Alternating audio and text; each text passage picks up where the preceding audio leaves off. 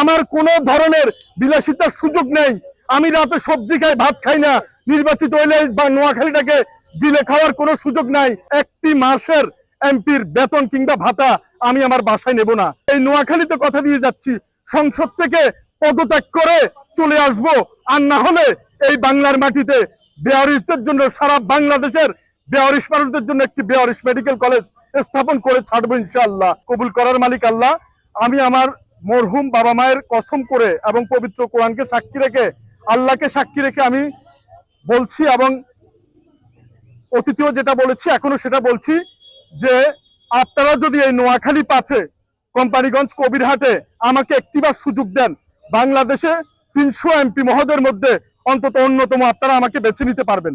এবং আমি এটাও ঘোষণা করছি মহান আল্লাহকে সাক্ষী রেখে, যে কোনো ধরনের টেন্ডারবাজি, দুর্নীতি, চাঁদাবাজি এই ধরনের কাজ তো দূরের কথা, আমার প্রতি মাসের যে, আল্লাহ যদি আমাকে এমপি করায়, প্রতি মাসের যে সম্মানী এমপি সাহেবের যে বেতনটা, এই 2 আসনের সবচেয়ে গরিব মানুষের মধ্যে আল্লাহকে সাক্ষী রেখে আমার মরহুম বাবা মায়ের নামে কসম করে আমি বলছি, আমি সেটা দিয়ে দেব।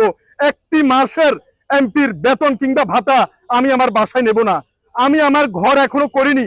যতদিন পর্যন্ত কবিরহাট কোম্পানিগঞ্জের কোনো মানুষ গৃহহীন থাকবে, একজন এমপি হিসেবে আমি ঘর করব না। এবং বাংলাদেশের স্বাধীনতার পর থেকে এখনো পর্যন্ত রাস্তার পচা গলা বেয়ারিশ মানুষদের একটি বেয়ারিশ হাসপাতাল, মেডিকেল কলেজ কিংবা স্থাপনা কিছুই হয়নি। সরকার কিংবা বেসরকারি ভাবে কেউ এগিয়ে আসেনি। সব তেলের মাথায় শুধু তেল দিতে আসে, কোনো গ্রুপ অফ কোম্পানিও এগিয়ে আসে নাই।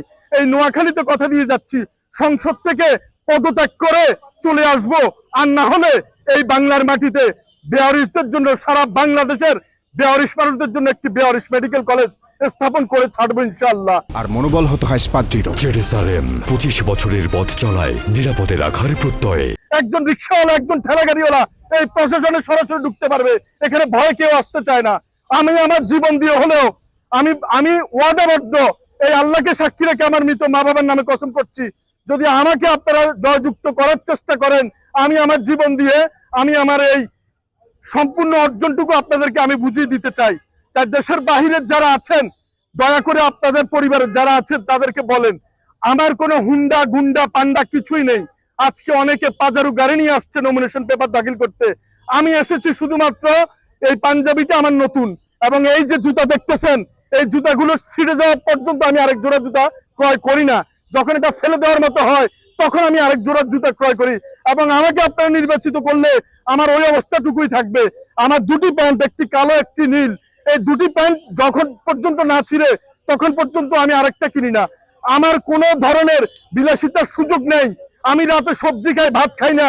নির্বাচিত হইলে বা নোয়াখালীটাকে দিলে খাওয়ার কোনো সুযোগ নাই। তার দাখিলকৃত মনোনয়ন ফর্ম এবং তার সাথে দাখিলকৃত প্রয়োজনীয় কাগজপত্র যাচাই করা হয়েছে। যাচাই অন্তে কাগজপত্র সঠিক প্রতীয়মান হওয়ায় তাকে বৈধ প্রার্থী হিসেবে ঘোষণা করা হলো।